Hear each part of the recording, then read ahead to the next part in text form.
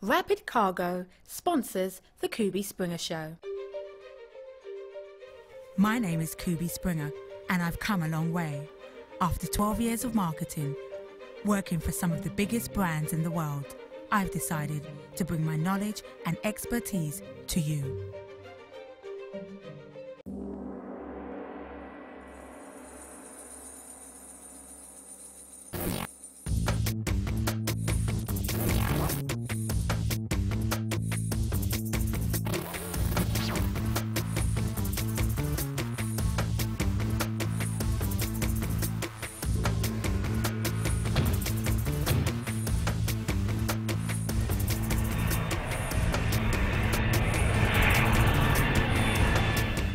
Hello and welcome to the Kubi Springer Show, sponsored by Rapid Cargo, the show that enables you to be your brand, shape your destiny. We show you how to own it. And coming up on today's show,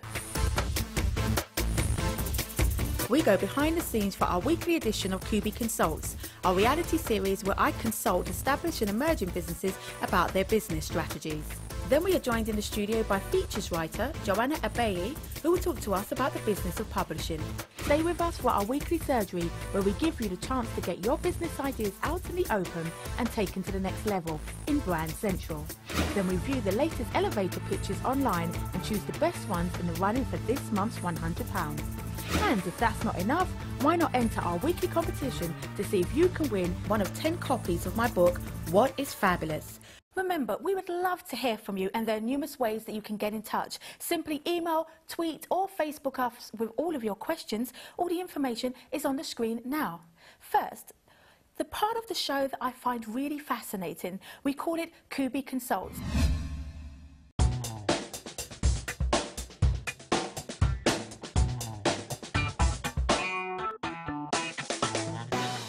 Hi guys, today I am in East London with the founder and owner of DB8 Trainers, Alexis Michaelides. How are you? Very good, Kubi. Good to see you. Talk to me. What's the issue that we're going to deal with today? Okay, I've been thinking about this for a long time, and I think the dilemma is making our courses appeal to not just young people but parents as well, so they've got the confidence to back their children to take a course in creative and media. Whereas traditionally they might think, you know, medicine, lawyer, A-levels, university, that's traditional route. Mm-hmm. We want to get across that, you know, creative and media could be a good option. It's not so traditional, mm-hmm. but you know, come and try a course of that nature. And the target demographic is 16 plus? We mainly work with, 16 to 18-year-olds. Okay, 16 to 18-year-olds. And so do you find that it's their parents that normally have the issue but the kids want to, or is it a combination of the two? It's normally a combination. You know, the kids might want to do it, but if the parents don't believe in that option, mm-hmm. you know, they won't be signing up. Well, my solution to the dilemma would be, first of all, to look at how you're marketing the USPs. A lot of parents, as you rightly stated, want to know that it's a serious business and therefore equates to a serious career. I think that if I was a parent picking up a flyer, or some of the parents who are interested in university picking up the flyer, one of the things they're going to want to see is how sustainable is this career and what examples have led before. So I would put people like Keith Harris, who's Stevie Wonder's European representative, on the flyer to show he's been in the industry for 20 odd years, he's had a sustainable career, he's made money from it, he's travelled globally.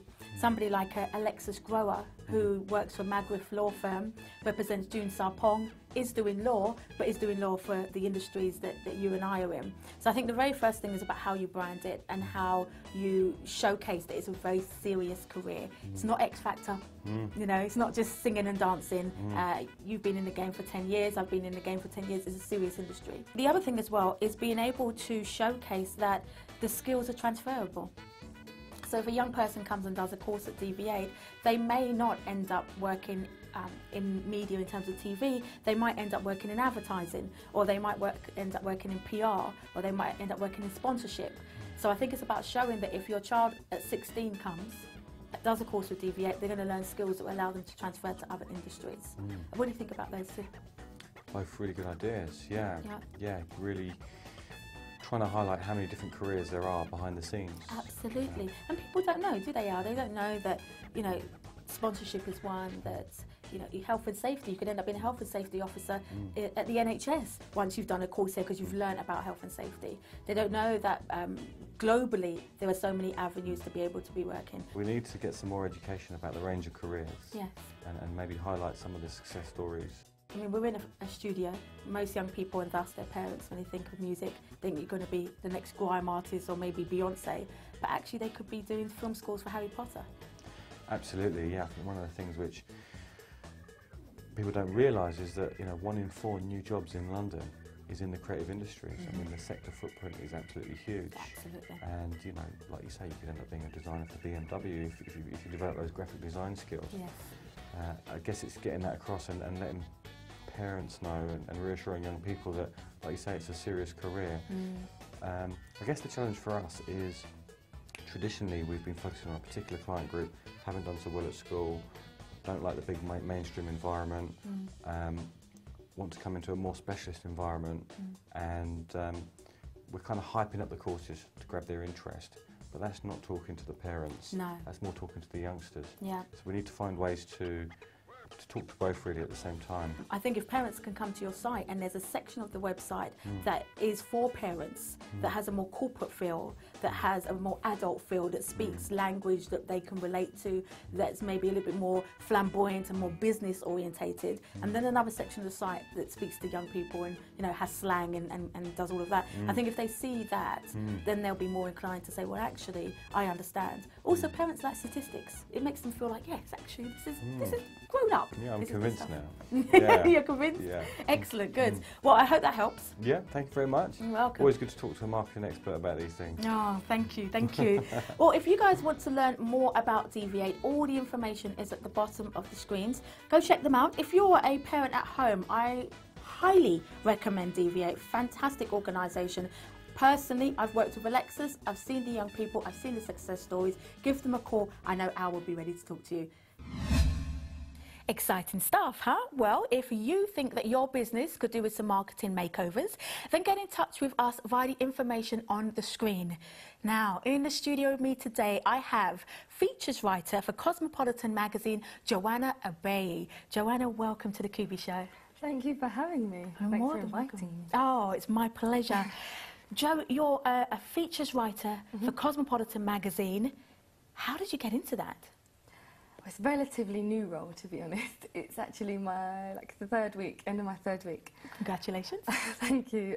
When I finished my Masters in magazine journalism, I went along to the BBC, where I worked for 6 months. And then when that contract came to an end, I was starting to look for other jobs. And I went, 2 came up, one at Cosmopolitan, which was an internship, and another one that was a full-time job at Pride magazine. So I was a bit torn between taking an internship after having a staff job and going for another staff job, basically. One, because Pride was a magazine I'd interned at and I'd done lots of work experience and I love, but Cosmo was also something that I really, really loved and read all the time. So I was a bit torn between the two. And then I decided to have a word with a few mentors, and they all recommended that the staff route in the current climate, that obviously it's still quite a bad climate for jobs at the moment, but at the time it was quite even worse. And so they said, no, go for the staff job. So I went to Pride, and I was at Pride for about just under a year. And then while I was there, I was having a great time, but I missed the mainstream, to be honest with you, 'cause it's quite a niche publication. Obviously, we just serve black women. So I got back in touch with Cosmopolitan and said, I know I didn't come in on the last kind of round of recruitment, but would it be possible to come again if that position's still open? And it was open again, and so I went for it and I got it. Excellent. Now, I've seen your column in Pride, and I'm looking forward to seeing your column in Cosmopolitan. Let's talk about the Pride days. The Pride days. Yes, the Pride days. Every week you would be out. I would see you with, JLS. I would see you with Alexandra Burke. I would see you with, the big American stars. What was that like, putting together that feature? It was kind of a dream come true, to be honest, because I was entertainment editor there, so I had to look after quite a lot of regular pages, as well as writing features, so real life and entertainment-based features. And then when I took on the job, I had a flick through and I thought, how am I going to make my stamp? How am I going to make know that Joanna's been here and has kind of brought an influence in. And being slightly kind of young in terms of in the journalism industry, young in the industry, I thought, well, I wanted to bring an element of my age kind of into the magazine. And not only an element of my age, but what was quite popular, what everyone loves is gossip and showbiz news. Showbiz news is probably one of the biggest kind of areas if you see, like, well, if you think about tabloids and things like that. So I thought I'd really love to introduce this into Pride, because we didn't really have that in the black community, certainly for black females anyway, apart from all the American titles. Sure. So I kind of said to my publisher at the time that I'd really like to have a kind of girl about town type column, but I didn't want a girl about town because we had a columnist in there at the time. So I didn't want that word in, but I wanted it to be almost like a party, someone that's always at the parties and getting you gossip straight from where it's all kind of... And you were at all the parties, Missy. Yeah. So we called it After Hours, just because it's after hours, it's when you're out and about after work. And it was probably like, I had so much fun, and it was a mixture. So sometimes it was just like showbiz parties and concerts and kind of big charity galas, and other times it could be like an award show for something a bit more serious, like the Kubi Awards, for example, that happened not too long ago. Yeah. So yeah, it was a real mix, but it was really good fun, really, really good fun. And talking of the mix of the job, people will look at a column like yours. You're very, very beautiful. You're going to, oh, you are, Joe, come on. You're very beautiful. You're going to the parties and they'll think that's the industry, but actually it really isn't, is it? Tell us about your job and what it actually entails. Goodness. At Pride, that's a very unique case because it's a tiny team. So I think required of any journalist is being able to multitask and to work quite fast. Obviously, you want to be current, so you always have to be following the news. And you have to be on the ball. You need to know what's coming up, what people spotting trends maybe sometimes before anybody else has spotted them, competitors have spotted them, etc. So you do need to be very much on the ball all the time. In terms of putting my role at Pride, it was quite difficult because, or challenging, I would say, not difficult, but certainly challenging because it was just me looking after the whole of entertainment. So that meant features that could be from 500 words to 2,000 words. It could be an international piece. It could be a sensitive real-life piece. I mean, a recent feature we did before I left was Haiti a year on. That took a lot of research because obviously so much has happened in terms of the news trail with that to cover it all and to give it justice when it's a topic that, you know, is dear to the Haitians and also to the black community here and in general society. It's a disaster, nonetheless, whoever you are. So it's sometimes having the ability to deal with quite tough subjects in a sensitive way, but also in a new way. Excellent, excellent. We're talking about relevance. After the commercial break, we've got some people who've been sending us questions specifically for you and the publishing industry. So for those of you at home, this is the end of part one, I'm afraid. But when we come back, we're going to be sitting down in Brand Central to get all of your information that's been coming through. You've been watching the Kubi Springer Show, sponsored by Rapid Cargo. I'll see you in a mo.